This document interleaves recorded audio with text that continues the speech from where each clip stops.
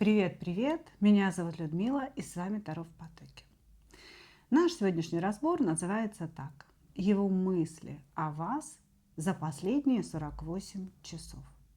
И у нас будет 3 позиции. Можно загадать разных мужчин. Бывает такое, что и на одного выпадает сразу несколько позиций. Как-то так интуиция срабатывает. Собственно, начнем, как обычно, с сигнификации. Просигнифицируем мужчину. Так, немножко подровняю стол. Значит, мужчину, может быть, нам покажут, что между вами на сегодня. Да? Все то, что поможет вам определиться с позицией. Правильно загадали, неправильно загадали. А дальше смотрим. Во-первых, кто вы для этого человека, как он вас воспринимает в целом.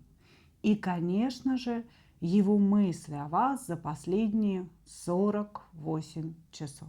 То есть за последние 2 суток. Что он там думал, собственно говоря. Двоечки, троечки идут в ожидание. Начинаем с единичек. Кто таков? О, тут сразу говорят о том, что между вами сейчас явно не дружеские любовные отношения. Башня, да, поругались очень бурно, поругались очень болезненно, да, для каждого в принципе, потому что башня говорит о том, что было травмировано эго человека. То есть это не просто какая-то ссора, да, недопонимание или еще что-то. Это когда вы человеку травмируете его эго, а он травмирует вам ваше. Ну, в общем, достаточно болезненно. Значит, ну, как нам говорят, башня ваша произошла из-за того, что мужчина крайне незрелый, вы императрица, он паж жезлов. Ну, просто кино и немцы, да. И все время хочется спросить, да, девчонки, вообще, где вы находите этих мужчин? Откуда они вылазят у вас в жизни? Вот, значит, смотрите. Здесь ситуация следующая. Нам показывают именно ситуацию между вами и сразу показывают, в чем проблема. Мужчина абсолютно незрелый, и, может быть, он значительно младше вас по возрасту. Но иногда бывает, да, что мужчина и по возрасту-то может быть и старше, и такой же, как вы, но в жизни, в общем, не приобрел никакой мудрости, да, назовем это так. Паж жезлов, человек пися, это человек, который в принципе гонится за удовольствиями, легкими какими-то удовольствиями, без обязательств. Мужчина, который не совсем понимает, что делать с женщиной после того, как все произошло в постели. Это, знаете, когда с человеком совершенно не о чем поговорить, вот произошла какая-то близость, да, и, собственно говоря, вроде как было все хорошо и страстно, да, но на вот этой страсти, на получении энергии, эмоций, удовольствий, все заканчивается. И с человеком больше не о чем поговорить. Вот здесь мы видим именно такого мужчину, который, во-первых, он считает себя мачо, он считает себя суперсексуальным, привлекательным мужчиной, но кроме этого он, в принципе, ничего женщине дать не может. Понимаете? И когда он чувствует свою несостоятельность как мужчины, мы не говорим сейчас в постели, да, а во всем остальном. Ведь мужчина – это такое широкое понятие. Да? Значит, когда он чувствует свою несостоятельность, он выходит в позицию жертвы относительно женщины. Чувствует себя глупцом, чувствует себя недостаточно реализованным, да, недостаточно зарабатывающим, вот в чем-то проигрывающим женщине. Вот в этот момент он начинает говорить: это ты виновата, ты неправильно все видишь, ты неправильно мыслишь, ты неправильно чувствуешь. Он начинает навешивать на женщину вот это какие-то странные чувства вины, стыда за свои поступки, за ее требования, за ее уровень жизни, к которому она привыкла. И вот у вас здесь ситуация очень похожая на то, что я говорю. Вы в императрице. Вы очень такая, знаете, своенравная императрица, которая знает себе цену и которая умеет очень жестко принимать решения.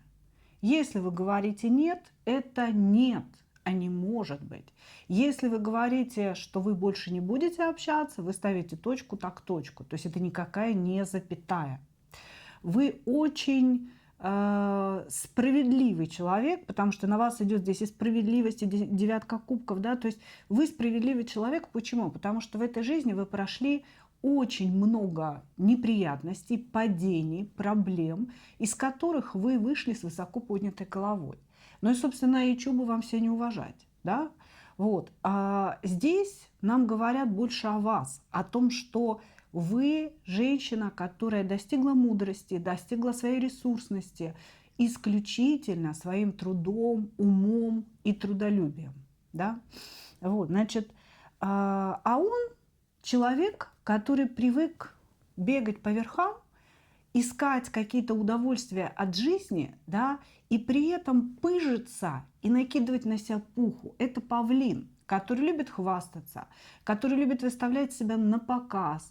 И я думаю, что вы, когда смотрите на него, да, вы думаете: боже мой, что вообще происходит и что я в нем нашла? Потому что здесь показывают колоссальную разницу между вами. Он очень завистливый, он завистливый и к вашим достижениям, и к вашему ресурсу, и ко всем остальным.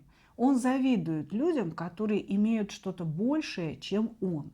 И поэтому, вот знаете, чтобы, ну скажем так, себя не обесценивать, да, когда у него вот этот вот приступ зависти появляется, он начинает обесценивать других людей. Он может их высмеивать. Например, обсуждая каких-то знакомых общих, он может натурально их опускать, да, в своих словах, подмечая какие-то там недостатки, еще что-то. И это будет говорить только об одном: он ужасно завидует этим людям. Значит, этот человек или сейчас женат, или был женат. Может быть, он, знаете, так, женат постольку-поскольку. Есть такие мужчины, вроде как у них есть семья, жена, дети, да, а они позволяют себе иметь 1000 любовниц, и вообще как бы для них это нормальная ситуация. Вроде как женат, а вроде как и свободен. Ну, это их такая жизненная позиция. Хорошо. Кто вы для этого человека?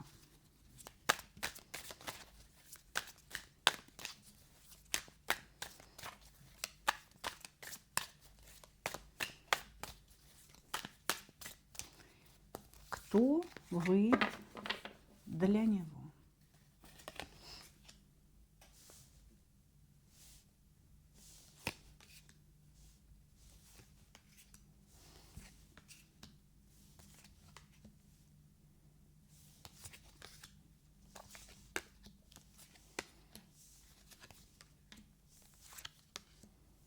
Мгм. Женщина, которая его гармонизирует. У него очень много внутри эмоций, которые его разрывают на части. Это агрессивный человек, завистливый и агрессивный человек. И когда что-то идет не по его сценарию, а такого очень много в его жизни происходит, он начинает буквально, знаете, вспыхивать, агрессировать, и его начинают разрывать на части разные эмоции, негативные. Так вот, вы та женщина, которая умеет его гармонизировать, которая умеет наставить на путь истинный, сказать, куда идти, что делать, что не делать. И вот в тех случаях, когда он к вам прислушивался в своей жизни, у него все действительно нормализовывалось. Так вот, вы для него важный человек, вы для него целый мир. И он это внутри себя осознает, он осознает зависимость от вас, он осознает свою любовь к вам. Он к вам относится как король кубков, да, как человек, у которого внутри есть чувства. Но беда-то в том, что этот король кубков крайне капризен. Это маленький мальчик в теле взрослого человека. И поэтому у него восприятие вас – это восприятие некого ресурса, да, из которого я могу только пить и брать. Вот эта женщина, она для меня целый мир, и из этого мира я могу брать одно, второе, третье, ее внимание, ее сексуальность, ее красоту, ее советы, ну, может быть, какую-то финансовую помощь еще, понимаете, до кучи. А вот чтобы я тут что-то отдавал, я вообще не вижу, понимаете? Поэтому кто вы для него? Вы для него целый мир. Вы для него человек гармонизирующий, человек, который может всегда его выстроить, да, и дать ему верный вектор движения. Но проблема в том, что не всегда он вас слушает, не всегда он берет этот вектор, а чаще он обижается, психует, хлопает дверью и выставляет вас ну, в чем-то виноватой, да, где-то даже дурочкой любит выставить. Просто потому, что вы слишком сильная, вы слишком умная для него. Хорошо, смотрим дальше. Его мысли о вас за последние 48 часов. Башня произошла, сидите, молчите наверняка, да, каждый в своих кустах. Посмотрим.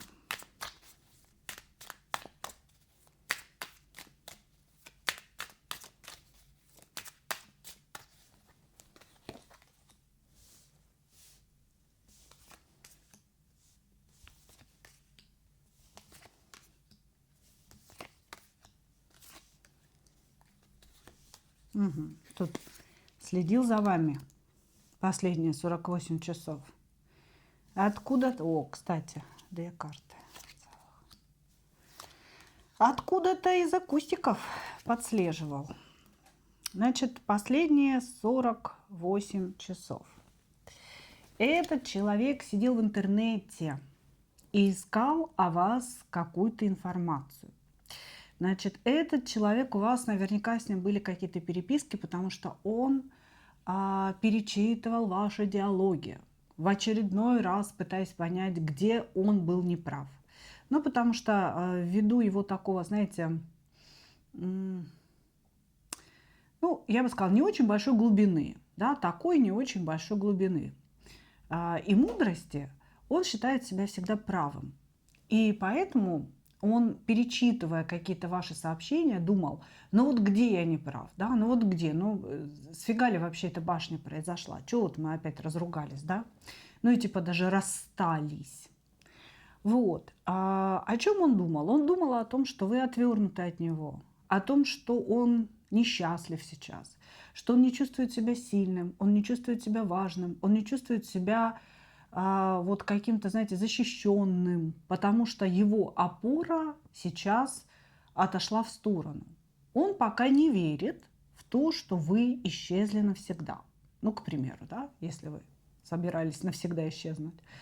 Он думает о том, что вот эта башня, она у вас как бы временная, и вам нужно дать время на то, чтобы вы перегорели внутренне, да, почувствовали его необходимость и появились сами в его жизни, потому что он ждет вашего появления. Значит, последние 48 часов он наблюдал за вами через интернет, он перечитывал ваши сообщения, чувствуя себя неуверенно, чувствуя, что он теряет какую-то почву под ногами. Он испытывал то какое-то, знаете, ну, бешенство, если так можно сказать, да, то есть он психовал на вас, то успокаивался, и у него было вот это, знаете, ощущение некой просьбы, ну напиши, ну позвони, ну пожалуйста, ну обрати на меня внимание снова, да, вернись. Вот. Последние 48 часов так же, как и 48 часов до них, да, и еще какие-нибудь 48 часов, он думал о вас. Потому что, в принципе, вы здесь на постоянной основе присутствуете в мыслях этого человека. Я не скажу, что прям он только на вас зациклен, нет. Но вы у него, знаете, как вот некий ментор, как некий мудрец в голове. Он постоянно к вам обращается за советом, внутренне. Он постоянно как-то нуждается, да, вот в вашем присутствии. И поэтому я скажу так, он думает о вас постоянно. вы всегда в его голове, вы всегда в его сердце. И вот эти последние 48 часов не стали исключением. Он наблюдал за вами, он думал о том, что вы отвернулись, что вы отошли в сторону, он думал о том, что вы очень крутая, а он очень неуверенный в себе. У него были сексуальные кое-какие мыслишки, да, вот, и агрессия в вашу сторону была, и какое-то прошение, да, ну, пожалуйста, ну, напиши, вот это вот состояние смирения, просьбы, слез, все это было. И потом это все переходило: ах ты нарциссиха, да, ах ты зацикленная на себе эгоистка, да, ты обо мне совсем не думаешь. Вот эти все мысли, они как бы, знаете, вот так из пустого в порожнее, из пустого в порожнее присутствовали в голове этого человека последние 48 часов. Как и, в принципе, все время присутствует. Благодарю вас, мои дорогие единички. Разобрались мы с вашим товарищем, двигаемся дальше.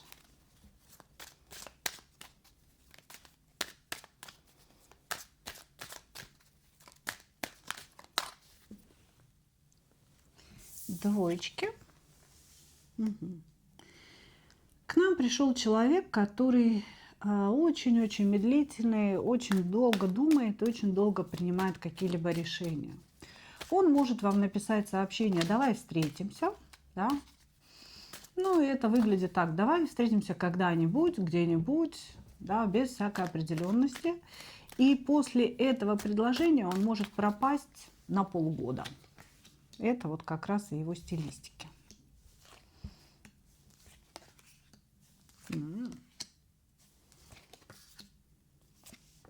Здесь мужчина достаточно продолжительное время ходил под магией.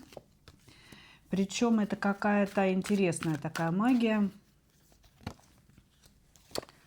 Как будто бы его женили на женщине, на которой он не хотел жениться. Тут, возможно, или был сделан какой-то такой приворот, привязка, но тут что-то серьезное было сделано, для того, чтобы он на ком-то женился. Или это сделали его родственники для того, чтобы, может быть, он в клане каком-то находится, да, не хотел жениться на своей, там, может быть, мусульмане, на мусульманке, да, вот. Или это сделала та женщина, которой он был очень сильно нужен. И здесь идет брак под каким-то принуждением. Вот брак под принуждением. Учитывая сочетание карт, это было магическое принуждение. Когда человеку просто буквально, вот знаете, надели такой колпак на голову, и он, ничего не соображая, пошел под венец. Вот, значит, что за человек еще перед нами? Это такой трудяжка, на самом деле. То есть здесь нельзя сказать, что он лентяй. Это трудяжка, это человек, который привык много трудиться, складывать копеечка в копеечки, но это не богатый человек. Это мужчина, который постоянно что-то копит. И он считает, что жизнь – это выживание, что вот жизнь – это сложно, что это тяжело. И деньги – это то, что очень-очень тяжело приходит, очень тяжело дается. И вот такое его восприятие, конечно же, накладывает отпечаток на всю его жизнь. Деньги действительно очень тяжело к нему приходят. И он очень тяжело с ними расстается. В каком плане? Да? Он жадина. Он не может позволить себе потратить деньги на отдых. Он не может позволить себе потратить деньги на какую-то лишнюю вещь. Да? Все должно быть вот очень рационально, все должно быть очень вот чем-то обусловлено. Человек, который может 10 лет носить одну пару обуви, 10 лет носить одно пальто, один костюм и говорить о том, что ну а что, как бы все нормально, да, почистил, да и все, посмотри, как новый. Вот. Ему чуждо понятие мода, да, или просто покупки ради какого-то удовольствия, да, ради обновления гардероба.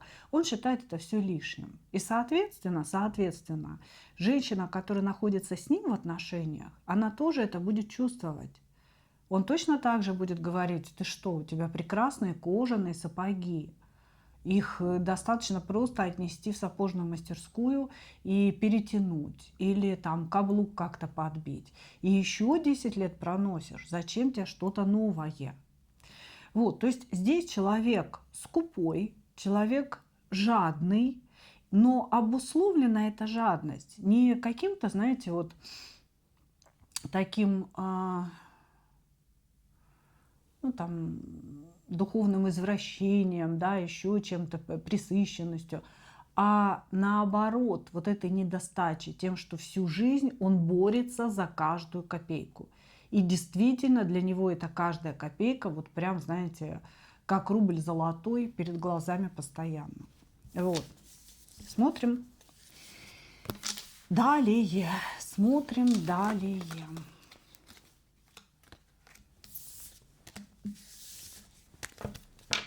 Кто вы для него?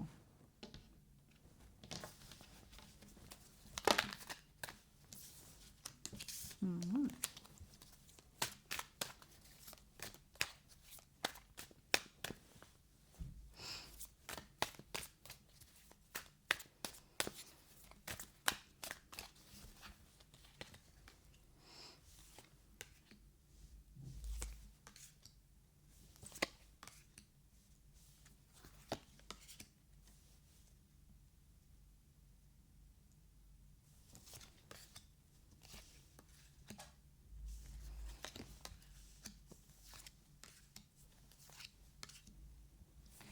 Так, вы для него любимая женщина.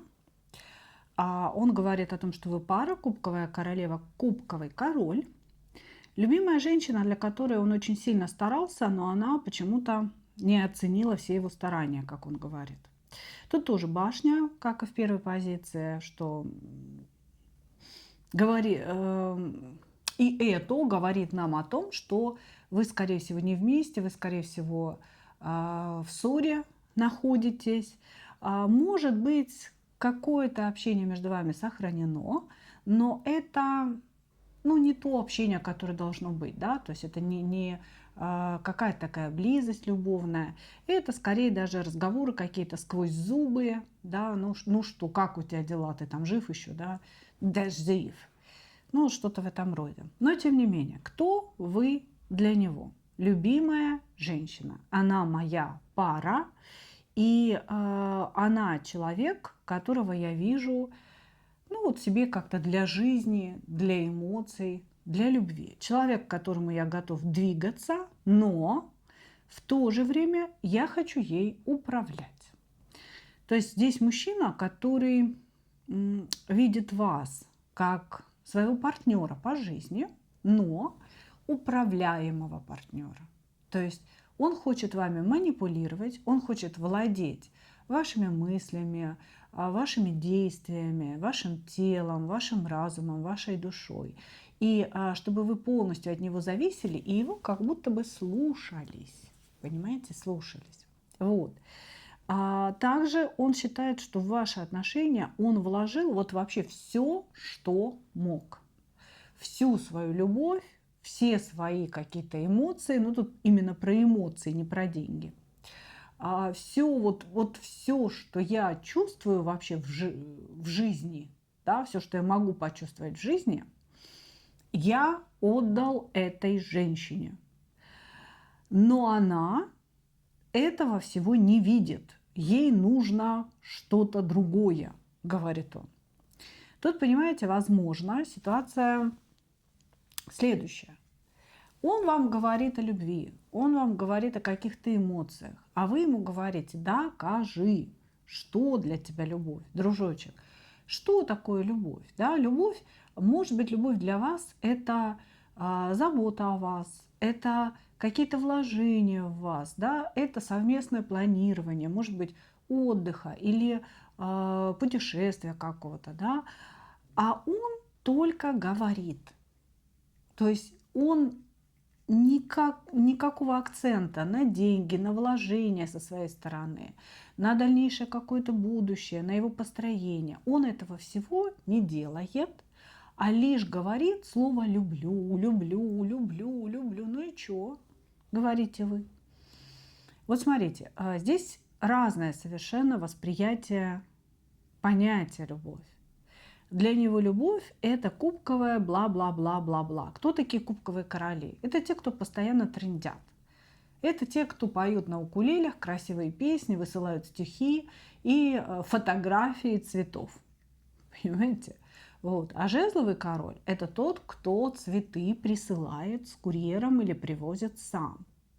Пентаклевый король – это тот, кто с цветами пришлет вам сережки золотые, да, там, с бриллиантами, смотря какой пентаклевый король. Вот. Мечевой король – это тоже достаточно щедрый человек, он может прислать подарок, может прислать цветы, это всегда будет что-то очень оригинальное. Но кубковый король – это тот, кто бла-бла-бла, и больше ничего вы у него не получите. Понимаете? Ну, конфетки он вам какие-то купит дешевенькие и будет ждать, что вы будете кланяться ему в ноги за это. Вот. Поэтому здесь мужчина считает, что он полностью в вас вложился эмоционально, но вы почему-то этого не оценили. Хорошо. Его мысли о вас за последние 48 часов.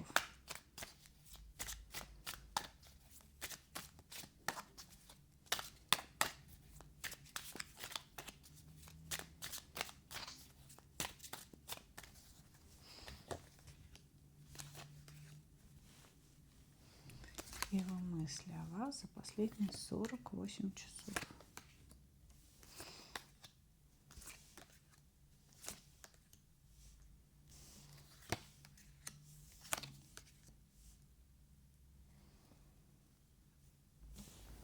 Угу.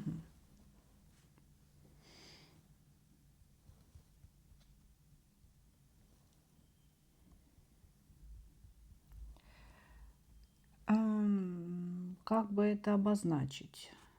Знаете, такой вот странный маятник, маятник качельки. Проявиться, не проявиться. Может быть, она сама напишет или не напишет. Мне написать или не написать? Нужно или не нужно? Что будет, если я напишу? Что будет, если я не напишу? То есть последние 48 часов думал ли он о вас? Да, он о вас думал. С позиции вот таких вот странных мыслей. Написать, не написать, написать, не написать. Я не могу сказать, что у него были какие-то глубокие осознания или какие-то глубинные мысли в этот момент. Нет.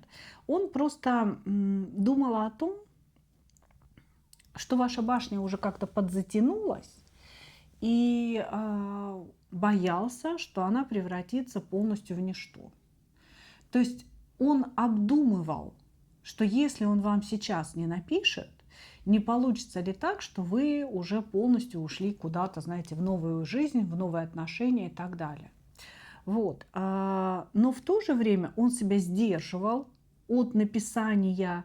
Здесь разговор именно в том, чтобы что-то вам написать. И он себя сдерживал от написания вам какого-либо сообщения, мыслями о том, что а вдруг вы сами скоро напишете, а вдруг она вот сейчас напишет, а вдруг она завтра напишет, а вдруг послезавтра напишет. И я буду выглядеть дураком. Может быть, еще подождать, чтобы она написала сама. Потому что здесь мужчина хочет находиться в некой такой выигрышной позиции относительно вас. И он считает, что если он сейчас напишет сам, он под вас прогнется, и вы будете из него веревки видеть. А он же здесь хочет по магу отношения выстраивать. Соответственно, типа того, что я еще чуть-чуть помолчу, я лучше, ну вот лучше не сегодня. Может написать, нет, лучше не сегодня. Лучше я подожду еще чуть-чуть, вдруг она проявится сама. И вот тогда я уже буду в маге, да, тогда я скажу, ну что, тебе больше нужно, да, ты мне сама написала, подумала над своим поведением. Вот, то есть здесь мужчину 48 часов, собственно говоря, одолевали вот эти вот все размышления. Почему-то он считает, что он вам очень сильно нужен, что вы от него зависимы, причем зависимы от какой-то его мужской янской энергии.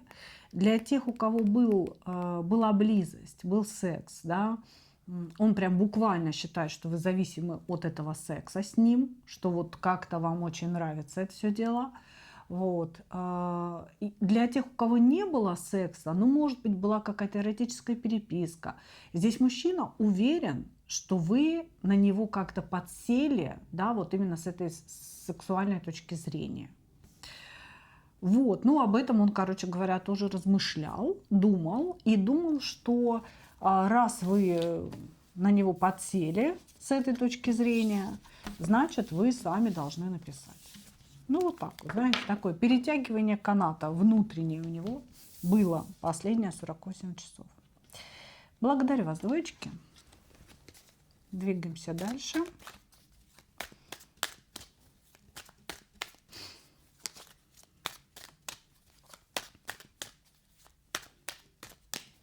Позиция номер 3.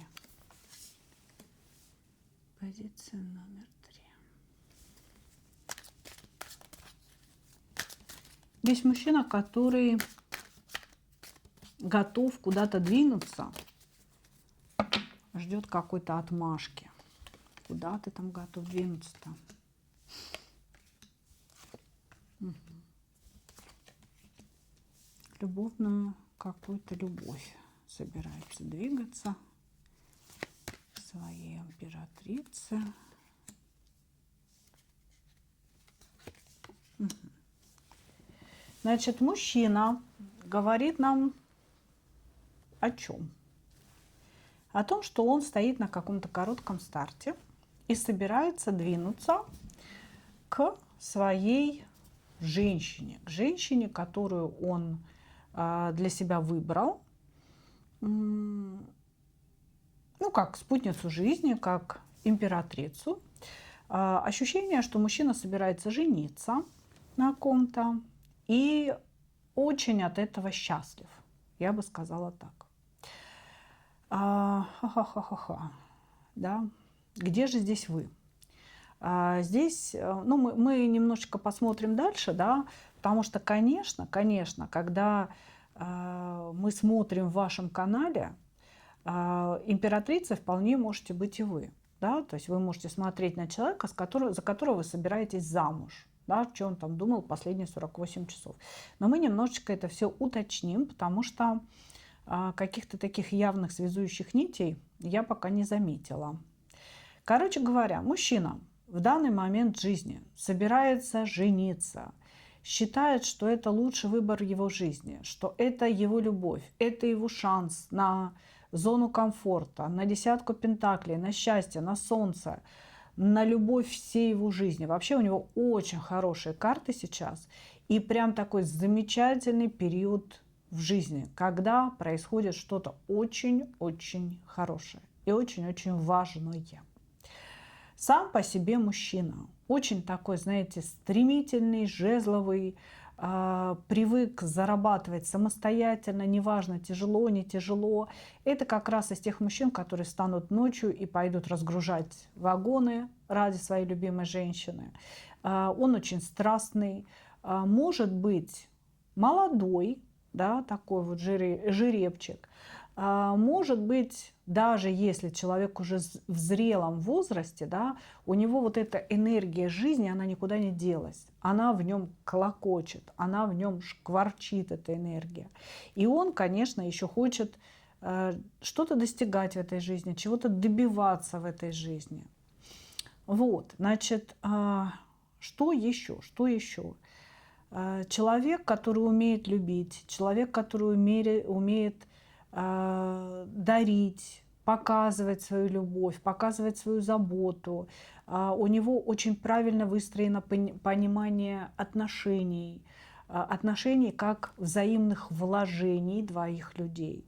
Да, я сейчас говорю не о деньгах, ну и о деньгах тоже, конечно же, да, но в большей части вообще вложений энергетических, эмоциональных, когда вот два человека сходятся, да, и каждый пытается что-то свое вложить. Вот здесь правильное представление об отношениях, да, что я должен вкладываться. И, конечно, я жду, что и моя женщина тоже будет вкладываться. в отношениях. Хорошо, давайте посмотрим, кто вы для него. Действительно ли вы та женщина, на которой он собрался жениться, или вы какая-то другая женщина.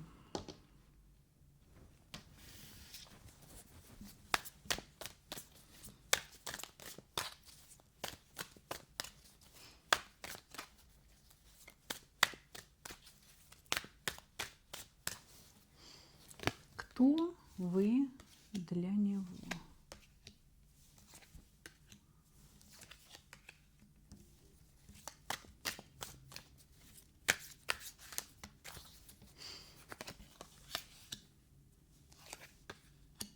Вы его прошлое. Вы его бывшая женщина. Вы можете быть вплоть до того, что бывшей женой. Вы его бывшая женщина. То есть вы не та женщина, на которой он собрался сейчас жениться, и из-за которой вся его, собственно говоря, радость происходит. Значит, что он говорит? Он говорит о том, что вы бывшая, с которой сейчас отношения полностью разладились. Вот. А ваши отношения были цикличными. Вы то были вместе, то были врозь. То вместе, то врозь. Он говорит о том, что вы очень любите драму, очень любите пострадать. И он устал. Он устал от того, что вы все время ругались. Да? И вы ругались, и, как он говорит, вы не понимаете, что вы хотите, вы не понимаете вообще, что отношения – это не то, что вы думаете. Ну, короче говоря, человек подустал от того, что вы циклично сходитесь, расходитесь и постоянно на каких-то ножах, в каком-то сопротивлении друг к другу, друг к другу. А он говорит о том, что вы пресыщены жизнью, пресыщены эмоциями. И, ну вот, по сути, да, непонятно, что она хочет. Она сама не знает, что она хочет. Но, тем не менее, да, вы для него звезда, вы для него очень яркая женщина, он вас выделяет. И, конечно же, вы человек для него важный. Вы для него важный человек, но он как-то, знаете, отставил вас в прошлое. Он сейчас старается идти в новую жизнь. У него новая женщина, будущая императрица его. Или он только-только женился. Тут может быть или только-только женился, или вот он собирается жениться, и он весь горит. Вот, вы его боль, вы его какие-то длительные такие тяжелые переживания, которые он хочет оставить в прошлом. Он, безусловно, человек такой, знаете, он хотел бы сохранить с вами дружеские отношения. Если вы бывшая жена, если вы бывшая любимая такая постоянная, да, он говорит, ну вот у нас с тобой не срослось, мы с тобой все время ругаемся, я устал, я больше так не хочу. Отношения – это когда люди друг друга радуют. Поэтому давай останемся друзьями, давай как-то вот перестанем друг друга связывать по рукам и ногам, создавать проблемы друг для друга. Давай мы просто останемся друзьями. Вот так он о вас думает. Понимаете? То есть вы для него важный человек, с которым он не хочет ссориться, но в то же время с которым он уже не хочет никаких отношений. Хорошо. Смотрим его мысли о вас за последние 48 часов.